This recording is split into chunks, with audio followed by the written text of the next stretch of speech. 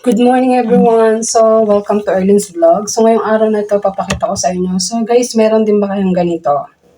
Yan, monetizations policy. So, kapag kinlik natin itong see policy issue, ang nakikita natin dito ay request another review. So, meron daw tayong limited content originality. So, ito ay an original content na pinost mo or yung shinare mo or yung repurpose content na limited added value. So, ibig sabihin, wala naman akong unoriginal except lang dun sa nireact ko.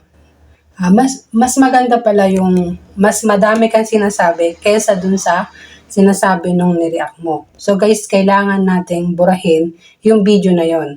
So, hanapin muna natin. Bago tayo mag-request, buburahin muna natin yung video nila na pinost, video ko na pinost ko noong nakarang araw. So, saan ba makikita yon guys, no? So, dito tayo pupunta guys sa ating profile. Ayan. So, guys, ayan. Nakikita niyo yung screen ko. Yan, ito na tayo sa ating profile. Tapos, click natin tong video. Kahit gaano kadaming views yan o reaction, kailangan natin burahin para mawala yung ating violation. So, hanapin lang natin guys, no?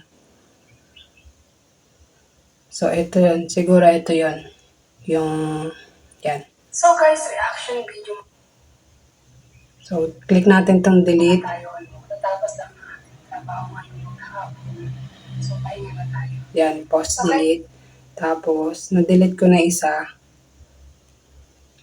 Tapos, balik ngayon tayo dun sa ating monetization. Yan, click natin itong monetization. Tapos, dito tayo sa stream ads kasi dito lang naman lagi kong tinitingnan. Tapos, click natin itong policy issue. So, yan. Click natin ngayon itong request another review. So, yung small box dito sa may gilid, click natin siya. Then, lalabas yung request review. So, yan. Tapos, click natin itong request review. So, review requested submitted. So, 2 to 3 days working at 2 to 3 working days daw. So, ganun lang guys mag-review just in case na meron kayong limited o unoriginal content at nagpa-review si Meta. So, slide up lang natin at medyo mahina yung signal.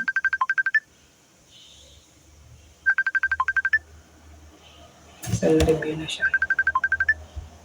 So, is muna tayo tapos slide. So, yun nga guys, na-request na natin yung review kay Meta. So, ganun lang guys ha. So, baka meron kayo, kaunting katanungan na alam kong sagutin, share nyo lang dito.